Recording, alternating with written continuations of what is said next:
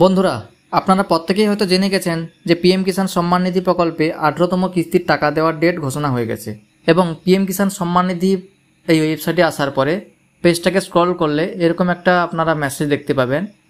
Honourable prime minister will be release the 18 instalment of PM Kisan scheme on 5 October 2024।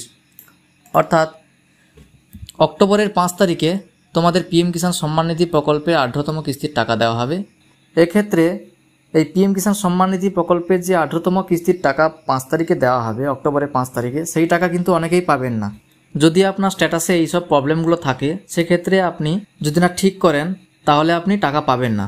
তার মধ্যে যদি আপনার KYC না করা থাকে সেক্ষেত্রেও আপনি না পেতে পারেন। যদি আপনার ব্যাঙ্ক অ্যাকাউন্টের সঙ্গে ডিবিটি লিঙ্ক না থাকে তাহলেও আপনি না পেতে পারেন।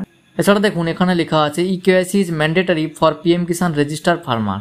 এখানে দেখুন আমি দেখিয়ে দিচ্ছি আপনার স্ট্যাটাস কিভাবে চেক করবেন যে আপনার সমস্ত কিছু ঠিক আছে কিনা। পেজটাকে স্ক্রল করলে এখানে দেখতে পাবেন নো ইউর স্ট্যাটাস, এই অপশানে ক্লিক করে দেবেন।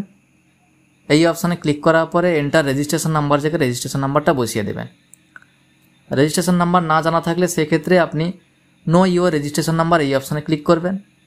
এই অপশানে ক্লিক করার পরে এখানে দেখুন আপনি রেজিস্ট্রেশন নাম্বার জানার জন্য আপনার মোবাইল নাম্বার দিয়েও জানতে পারেন কিংবা আধার নাম্বার দিয়েও জানতে পারেন। আধার নাম্বার এই অপশানটা সিলেক্ট করার পরে এখানে আপনি আধার নাম্বার বসিয়ে দেবেন। ক্যাপচা কোডে ঘরে ক্যাপচা কোডটা বসিয়ে গেট মোবাইল ওটিপি এই অপশানে ক্লিক করলে আপনার রেজিস্টার মোবাইল নাম্বারে ওটিপি সেন্ড হবে।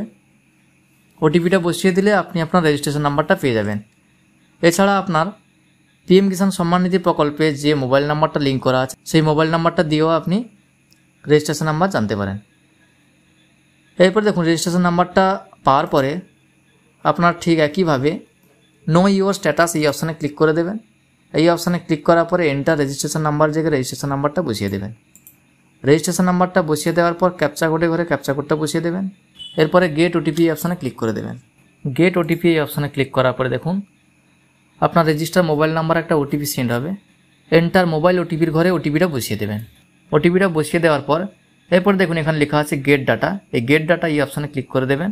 গেট ডাটা অপশানে ক্লিক করার পরে আপনার সমস্ত ডিটেলসটা এখানে দেখাবে। উপর লেখা আছে দেখুন নো ইউর স্ট্যাটাস। এখানে দেখুন পার্সোনাল ইনফরমেশনটা এখানে দেখাবে প্রথমে। এরপরে আপনি পেজটাকে স্ক্রল করলে দেখতে পাবেন এখানে দেখুন এলিজিবিলিটি স্ট্যাটাস দিয়ে আছে, এই অপশানে ক্লিক করে দেবেন। এই অপশানে ক্লিক করার পরে দেখুন এখানে 3টি অপশান টিকমার্ক দেওয়া আছে।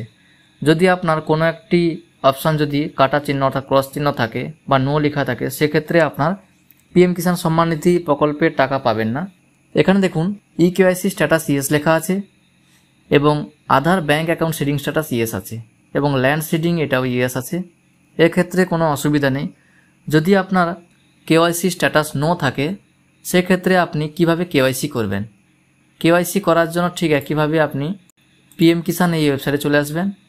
এই ওয়েবসাইটে আসার পর পেজটাকে স্ক্রল করলে এখানে দেখুন ইকেওয়াইসি যে অপশান আছে এই অপশানে ক্লিক করে দেবেন।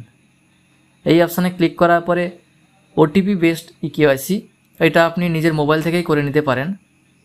আধার কার্ড যদি মোবাইল নাম্বার যোগ থাকে তবে আপনি ইকেওয়াইসিটা করতে পারবেন বাড়িতে বসে। এখানে আপনি আধার নাম্বারটা বসিয়ে দেবেন।